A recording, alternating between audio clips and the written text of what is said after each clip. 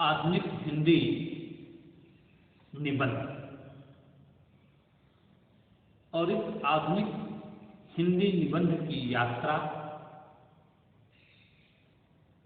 बालकृष्ण भट्ट के निबंध साहित्य जनसमूह के हृदय का विकास है। ठीक है। बालकृष्ण भट्ट भारतेंदु युग के निबंधकार थे। निबंध और पत्रकारिता भारतेंदु मंडल के लेखकों की पहचान थी। बालकृष्ण भट्ट ने हिंदी प्रदीप नाम से पत्रिका निकाली और लगातार हिंदी के पक्ष में और हिंदी की पहचान को निर्मित करने के लिए एक लेखकी संघर्ष, एक लेखकी यात्रा बालकृष्ण भट्ट के निबंधों में मिलती है। लगभग 1000 निबंध बालकृष्ण भट्ट ने लिखे और उनमें से 100 निबंध, 100 से भी अधिक बहुत ही कीमती और साहित्य और संस्कृति की समालोचना को केंद्र में रखकर भट्ट जी के लिखे निबंध न केवल साहित्य का मार्गदर्शन करते हैं बल्कि आने वाली पीढ़ियों को साहित्य समझने का सूत्र भी देते हैं। वे आलोचक निबंधकार हैं और पत्रकार होने से अपने समय की नब्ज पर उनकी पैनी नजर बराबर देखते बनती है। यहां उनके चर्चित निबंध साहित्य जनसमूह के हृदय का विकास है पर बातचीत करते हैं। यह निबंध साहित्य की परिभाषा, साहित्य की व्याख्या और साहित्य को समझने की भारतीय चिंतन परंपरा और उस आधार भूमि को हमारे बीच लेकर चलता है जिससे साहित्य की पहचान बनती। साहित्य जनसमूह के हृदय का विकास है। पहली लाइन है, प्रत्येक देश का साहित्य उस देश के मनुष्यों के हृदय का आदर्श रूप है। सीधी सी बात है। साहित्य क्या है? साहित्य उस देश, उस समाज, उस संस्कृति के मनुष्यों की सामूहिक हृदय दशा का एक नाम है। जो जात जिस समय जिस भाव से परिपूर्ण या परिलुप्त रहती है वह सब भाव उस समय के साहित्य की समालोचना से अच्छी तरह प्रकट हो सकते हैं। यानी साहित्य उस समाज की मन दशा और हृदय दशा का एक समुचित प्रतिबिंब होता है। साहित्य सामूहिक मन की अभिव्यक्ति होती है। जब हम साहित्य की बात करते हैं तो सीधे सीधे हमारे सामने किसी देश, किसी समाज, किसी संस्कृति का सामूहिक मन अभिव्यक्त हो उठता है। वह मन क्या सोचता है, कैसे रिएक्ट करता है, कैसे हमारी दुनिया को हमारे बीच लेकर आता है, यह समझने का अवसर साहित्य उपलब्ध कराता है। हमारे पुराने आर्यों का साहित्य वेद है। वेद आर्य साहित्य की प्राचीनतम अवस्था को अभिव्यक्त करते हैं और वेदों में जो कुछ लिखा गया है वह उस कालखंड में मनुष्य की उपस्थिति को दर्ज करते हैं कि मनुष्य किस तरह से प्राकृतिक संरचना के साथ अपने जीवन को संयोजित कर रहा था। वेद के साहित्य को एक विलक्षण तथा पवित्र माधुर्य प्रदान करते हैं। वेद के समय जो साहित्य लिखा गया वह मनुष्य के सरल, सहज और भोले व्यवहार को भी अभिव्यक्त करता है। उस समय आज की जटिलताएं जीवन में व्याप्त नहीं थी और जब जटिलताएं नहीं थी तो सहज प्रकृति के सौंदर्य को निरख कर एक आश्चर्य के साथ वैदिक ऋषि सांसारिक सत्ता और आत्मिक सत्ता और ब्रह्मांड की सत्ता को अपनी अनुभवपदी आंखों से अभिव्यक्त करता था, देखता था। इस तरह साहित्य क्रमशः मनुष्य की मानसिक अवस्था का निदर्शन करते हुए आगे बढ़ता है। इस समय सिधाई, भोलापन और उदार भाव उनके साहित्य के एक एक अक्षर से टपक रहा था। एक बार महात्मा ईसा एक सुकुमारमती बालक को अपनी गोद में बैठाकर अपने शिष्यों की ओर इशारा करके बोले कि जो कोई छोटे बालकों के समान भोला न बने उसका स्वर्ग के राज्य में कुछ अधिकार नहीं। हम भी कहते हैं सुकुमार चित वेद भांति इन आर्यों की तरह पद पद में ईश्वर का भय रख प्राकृतिक पदार्थों के सौंदर्य पर मोहित हो बालकों के समान सरल मति न हो तो उनका स्वर्ग के राज्य में प्रवेश करना अति दुष्कर है। इन्हीं प्राकृतिक पदार्थों का अनुशीलन करते करते इन आर्यों ने ईश्वर के विषय में जो जो भाव उदय हुए वे सब एक प्रकार से नए प्रकार का साहित्य उपनिषद के नाम से रचे। उपनिषद आत्मा और परमात्मा के परस्पर संबंध और आत्मसत्ता की सूक्ष्मतम अभिव्यक्ति को हमारे सामने लेकर आते हैं। सांसारिक सत्ता में रहते हुए औपनिषदिक ऋषि किस तरह से ब्रह्मांड को देखता है और किस तरह से संसार को देखता है और किस तरह से अपने समय समाज को जांचता और परखता है और इन सबके बीच सूक्ष्म मनोभावों का अंकन औपनिषदिक चिंतन में बराबर देखने को मिलता है, जहां केंद्र में आत्मसत्ता है।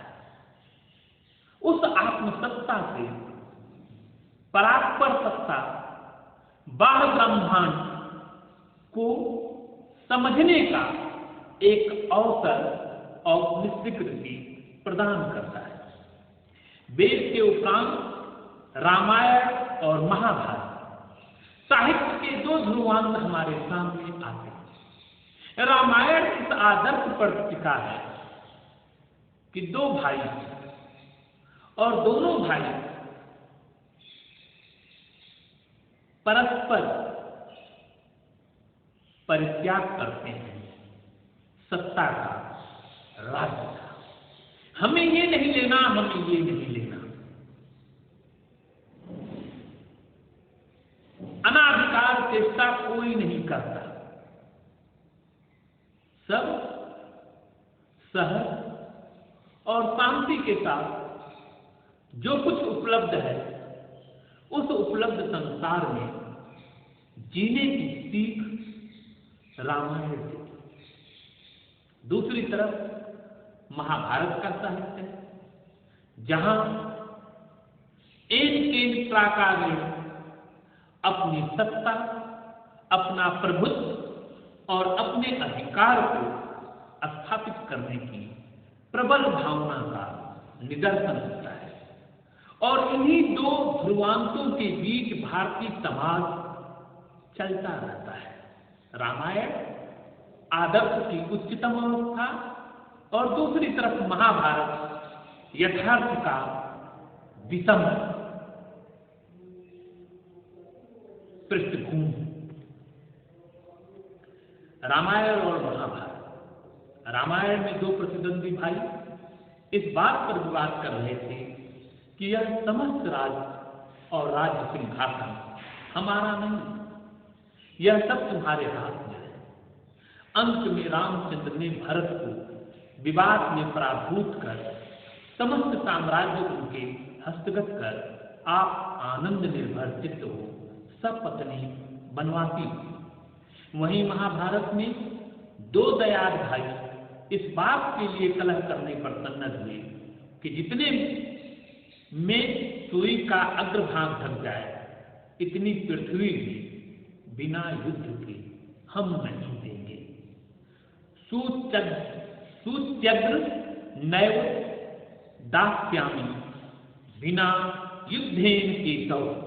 परिणाम में एक भाई दूसरे पर जय लाभ कर तथा जंगा में गदाघात कर मस्तक पर पदाघात से उसे बध कर भाई के राज्य सिंहासन पर आरूढ़ हो सुख के फूल अनेक तरह के यज्ञ और दान में प्रवृत्त हुआ। रामायण और महाभारत के आचार्य क्रम से कवि कुलगुरु वाल्मीकि और व्यास। पृथ्वी के अन्य हिस्सों में देशों में भी एक से बढ़कर एक बड़े कवि हुए जो उन देशों की संस्कृति, जीवन और जीवनचर्या को अपनी साहित्य से प्रदर्शित करते थे। इसका उदाहरण है यूनान देश में होमर, रूस में वर्जिल, इटली में डेंटी, इंग्लैंड में चासर और मिल्टन अपनी अपनी असाधारण प्रतिभा से मनुष्य जाति का गौरव बढ़ाने में कुछ कम न थे। यानी साहित्य केवल भारत में नहीं लिखा गया, पृथ्वी के जिस भी हिस्से में हम जाएंगे उस हिस्से के रहन सहन, जीवन, आचार, विचार को वहां के प्रसिद्ध लेखकों, कवियों की वाणी में अभिव्यक्त होते हम देख सकते हैं। यानी किसी समाज और किसी देश को जानने और पढ़ने के लिए उस देश, उस समाज, उस संस्कृति के साहित्य का अध्ययन करना आवश्यक होता है। यानी किसी भी देश का साहित्य वहां की जनता के सामूहिक मन की अवस्था का एक चित्रांकन होता है, एक शब्द चित्रांकन होता है, जिससे हम उस देश की जनता, उस देश के समाज के मन को पढ़ते हैं, जानते हैं। काल परिवर्तन के साथ साहित्य भी बदलता रहता है और लगातार हम नए नए समाज में नए नए साहित्य को पढ़ते, देखते, आगे बढ़ते हैं। महाभारत के बाद बौद्ध साहित्य आता है। बौद्ध साहित्य वेद साहित्य का विरोध करते हुए एक नए जीवन दर्शन को लेकर हमारे सामने उपस्थित होता है और उसने भाषा भी संस्कृत की जगह प्राकृत का चयन किया और उस कालखंड में मनुष्य के जो अधिकार थे, मनुष्य जो कुछ चाहता था, उसको लेकर बौद्ध साहित्य हमारे सामने उपस्थित होता है। पुराणों के साहित्य के प्रकार से एक बड़ा लाभ हुआ कि वेद के समय बहुत सी घिनौनी रीतियों और रस्मों को जिनका नाम लेने से भी हम घृणा होते, उस समय महाघोर हिंसाओं को, जिनके सबब से अपने अहिंसा धर्म के प्रचार करने में बौद्धों को सुविधा हुई और बौद्धों ने एक अहिंसा का साम्राज्य, अहिंसा का साहित्य, अहिंसा की संस्कृति हमें दी। इसी तरह से फिर आगे बढ़ते जाते हैं तो फिर वैष्णव साहित्य और शाक्त साहित्य हमारे सामने आता है। ये वैष्णव साहित्य या शाक्त साहित्य या राम कथा या कृष्ण कथा, ये सब के सब मनुष्य जाति की मनोदशा को अभिव्यक्त करते हैं। और इसके बाद साहित्य के तो और नमूने बालकृष्ण भट्ट लेते हैं उदाहरण के रूप में, एक पद्मावत और दूसरा पृथ्वीराज रावत। और इस तरह से साहित्य को केंद्र में रखते हुए बालकृष्ण भट्ट ये स्थापित करते हैं कि साहित्य किसी भी देश की जनता के सामूहिक मन की अवस्था का नाम है। कालखंड से, समय से साहित्य बदल जाता है और साहित्य ही नहीं बदलता, समाज बदलता है। समाज की सांस्कृतिक पहचानें नए नए सिरे से बनती हैं, निर्मित होती हैं। इन पहचानों को रेखांकित करने का काम साहित्य करता है। इसलिए जब हम किसी साहित्य को, किसी देश को किसी साहित्य से पढ़ना और जानना चाहते हैं तो हमें ये जानना, समझना आवश्यक हो जाता है कि उस साहित्य में उस देश को किस तरह से अभिव्यक्त किया गया है।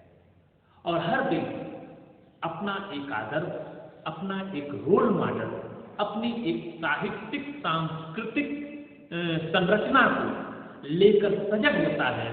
और इसी तरह से भारत देश को समझने के लिए भारत देश के उन समस्त साहित्यों का अध्ययन, मनन, चिंतन करना चाहिए जिससे भारत की पहचान निर्मित होती है। और भारत की इस पहचान को निर्मित करने में भारत का वैदिक साहित्य, लौकिक साहित्य, वेद, उपनिषद और पुराण से होते हुए आगे आज तक का समूचा साहित्य इस बात का निदर्शन है कि हम क्या सोचते हैं, हमारी क्या आकांक्षा है, हमारे क्या सपने हैं। उन सारे सपनों को सजोने और रखने का काम कहीं एक निश्चित दिशा में किया जाता है तो वह साहित्य के पटल पर किया जाता है। और इसीलिए यह कहना, यह लिखना उचित लगता है कि साहित्य जनसमूह के हृदय का विकास है। यह साहित्य की भी परिभाषा है और साहित्य की एक बड़ी समालोचना है कि साहित्य जनसमूह के हृदय का अभिव्यक्ति फल है। साहित्य निजी सत्ता को प्रदर्शित नहीं करता, साहित्य हमेशा सामूहिक मन की अवस्था को सामने